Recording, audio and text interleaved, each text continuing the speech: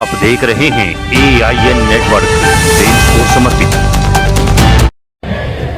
प्राणनाथ प्यारे जी की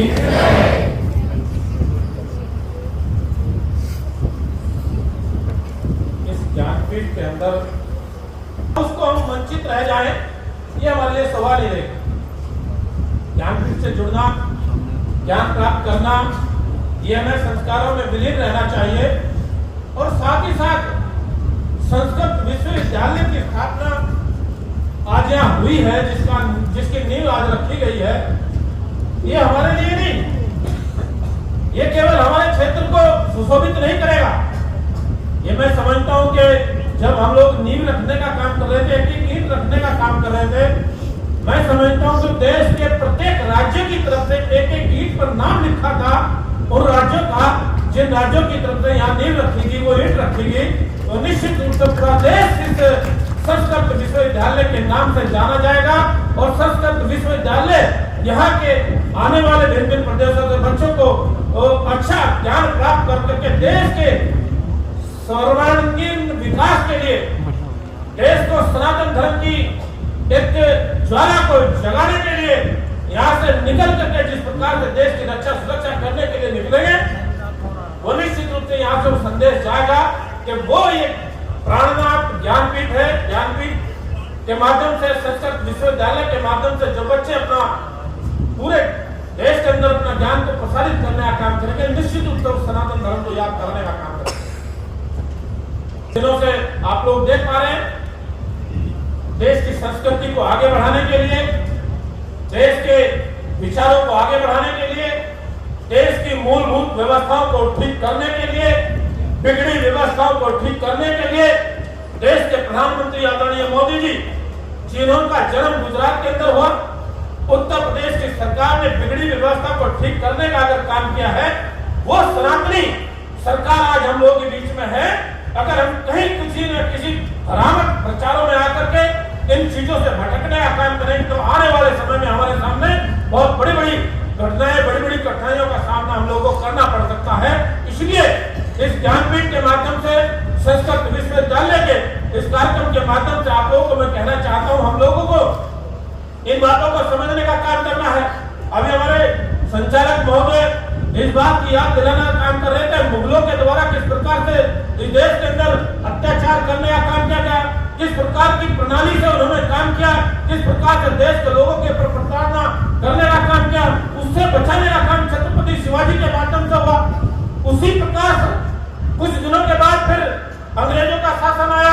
अंग्रेजों के शासन काल में भी किस प्रकार की यातनाएं, किस प्रकार का दुर्दांत तरीके के वातावरण को देखने का हमारे देश के लोगों ने सामना करना पड़ा, और उससे बाहर निकलने का काम रानी लक्ष्मीबाई जैसी और यहाँ के योद्धाओं, यहाँ के महान व्यक्तित्वों ने और देश के महान लोगों ने उस यातनाओं का सामना करते हुए जिस प्रकार से देश को आगे बढ़ाने में, देश को आजादी दिलाने में एक महत्वपूर्ण भूमिका निभाने का काम किया है, उस प्रकार से अपने अंदर एक जागृति पैदा करने की आवश्यकता है, उस प्रकार की भूमिका को निभाने की आवश्यकता है। हम लोग आगे आए देश को बचाने के लिए, देश को सुरक्षित रखने के लिए जितना भी प्रयास हम लोग कर सके वो हमारे लिए कम होगा।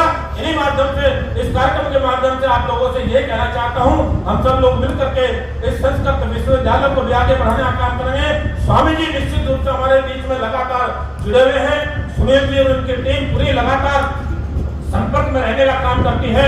इस संस्कृत विश्वविद्यालय के लिए, ज्ञानपीठ के लिए, हमारे लिए 24 घंटे आप लोगों के लिए दरवाजे खुले हैं। जिस समय भी जहां भी चाहोगे, चाहे वो केंद्र के लेवल पर हो, चाहे वो प्रदेश के लेवल पर हो, हर प्रकार से पूरी टीम आज आप लोगों के बीच में बैठी है। माननीय मंत्री जी आप लोगों के बीच में बैठे हैं, विधायक जी आप लोगों के बीच में, हम लोग पूरी टीम आप लोगों के साथ कंधे से कंधा मिला करके चलने का काम करेगी।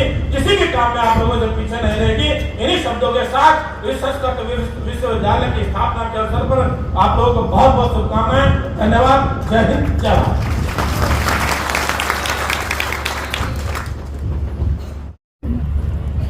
आचार्य सुनील जी उस कार्यक्रम में उपस्थित, मंच पर संत चरण, मेरे सम्मुख उपस्थित सभी धर्मप्रेमी भाइयों बहनों, शुभ अवसर है। प्राणनाथ ज्ञानपीठ के द्वारा संस्कृत विश्वविद्यालय की स्थापना के कार्यक्रम के अवसर पर हम सब लोग उपस्थित हैं।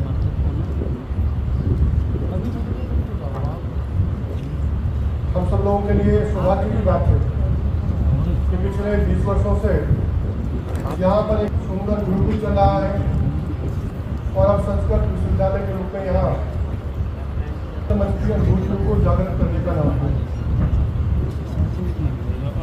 और इस देश के अंदर वेदों की रचनाएं किसी और देश में नहीं हुई, वो यहीं पर हुई। दुनिया के सर्वश्रेष्ठ और प्राचीन जो प्रकाश से संलग्न रहा और ऐसा देश भारत में ये स्थान का वाचक ये गुण विशेष का है, एक देश का नहीं सीधे भूमि भर का। और एक साहब ने बहुत आगे बढ़कर के कहा था कि दुनिया में कहीं स्वर्ग है तो वहीं पर है। उन्होंने कहा था गर्भ के दोष बढ़ हुए जमीनत हम यस्तो हम यस्तो हम यस्त। दुनिया में अगर कहीं कोई स्वर्ग है तो वो यहीं पर है, यहीं पर है, यहीं पर। देखिए माता मुगलों ने, लेकिन यहाँ पर लगातार किसी न किसी रूप में चिंगारियाँ उठती रही, जैविक ताकतें आती रही और इस देश की सभ्यता को, संस्कृति को, इस देश की आन बान शान को लगातार संरक्षित और सुरक्षित करती रही। उसी में से है ज्ञानपीठ और स्वामी ज्ञानानंद जी महाराज के बारे में सब लोगों ने बताया। लॉर्ड मैकाले ने बड़ी चिट्ठी लिखी। आज बड़ी संख्या में यानी शिक्षा भी क्या है, व्यवहारिक शिक्षा, युगागत अनुकूल शिक्षा भी आवश्यक है।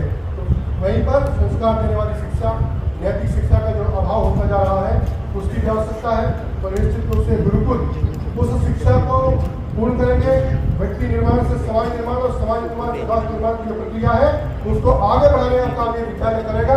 मैं इसके लिए शुभकामनाएं देता हूँ और स्वामी जी ने बहुत अच्छा काम यहाँ पर किया है, उनको बहुत बहुत बधाई, शुभकामनाएं। जैसा मुकेश भाई ने कहा है, इस विद्यालय के लिए सरकारी स्तर पर जिस भी स्तर पर आपको हमारी आवश्यकता होगी और रात दिन 24 घंटे, ऐसा नहीं है कि केवल पार्ट टाइम जॉब करने वाले लोग हैं, 24 घंटे वाले लोग हैं। हर समय जिस समय भी आपको दिक्कत हो, कोई परेशानी हो कहीं पर भी, पहली बात तो ऐसी आएगी नहीं, लेकिन कहीं भी कोई दिक्कत परेशानी आएगी तो निश्चित रूप से हम आपके साथ खड़े रहेंगे।